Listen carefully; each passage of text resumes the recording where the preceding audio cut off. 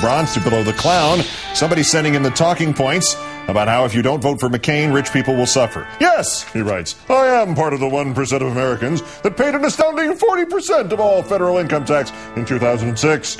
President Obama and a Democratic Congress will likely dole out entitlements like free health care, child care, and cash payments to anyone who falls under a certain income level, no matter their circumstances. That means people who drink gin all day will get some of my hard-earned money.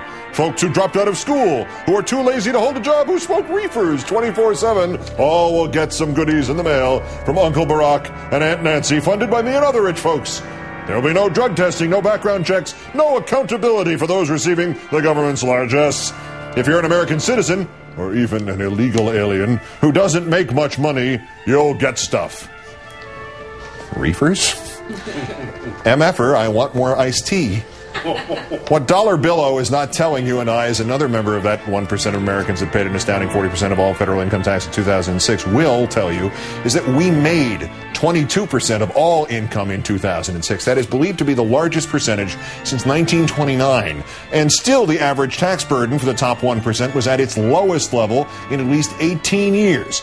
And before Billo shouts about where these statistics came from, they were printed in the Murdoch Street Journal. So remember, vote for John McCain, because Bill O'Reilly thinks he pays too much in taxes and doesn't want other people to get the reefers.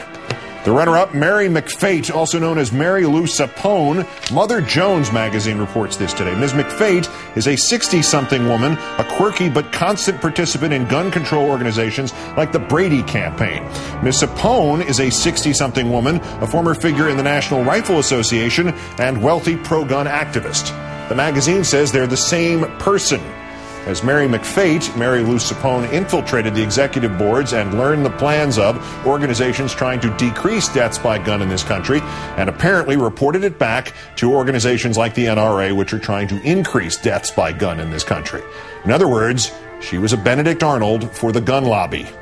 But our winners, the Fox and Friends team over to Fix News, did it again.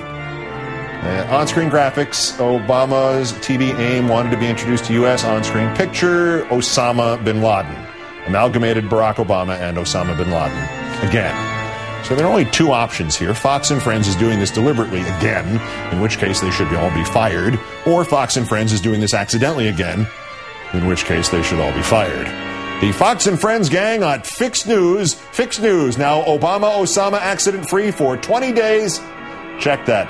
For no days, today's worst persons in the world.